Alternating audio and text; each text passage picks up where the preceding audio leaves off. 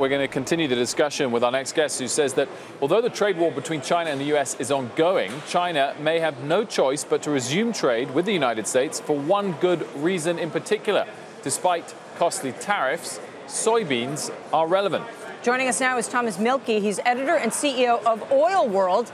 This is a forecasting and information service for all the major oil seeds, as well as for vegetable and animal oils. Sir, good to have you here. Your publication ran an article saying that China, despite all its complaints, may have to start buying U.S. soybeans again. Why? South America is largely sold out, at least from September, October onward.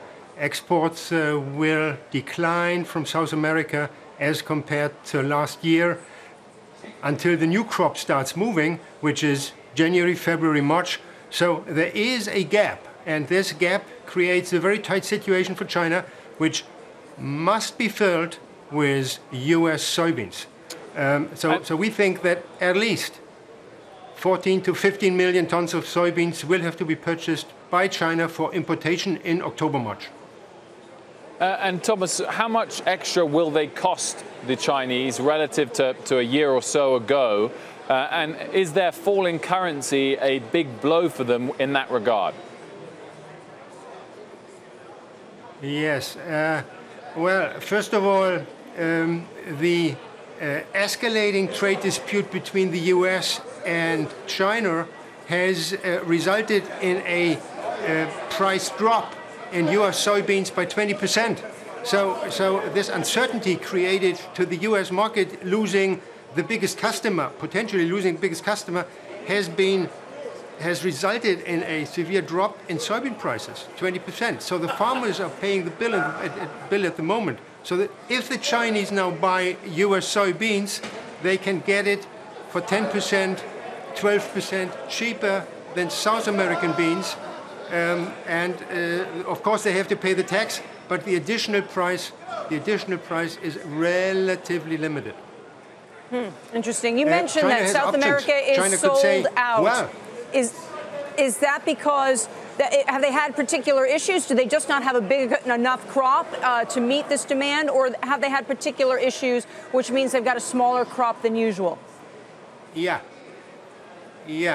South America has lost 10% of its crop in early 2018. They exported a very large quantity of soybeans because of the situation until August. They are sold out, meaning they have committed more soybean exports for September, October, so they have very little left.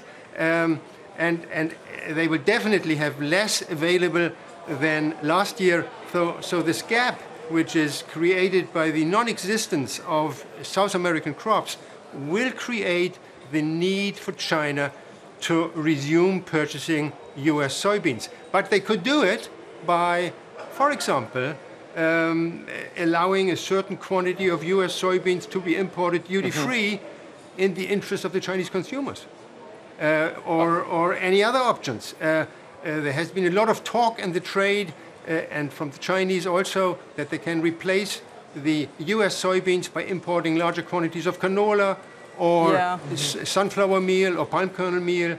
All these quantities, however, cannot solve the situation.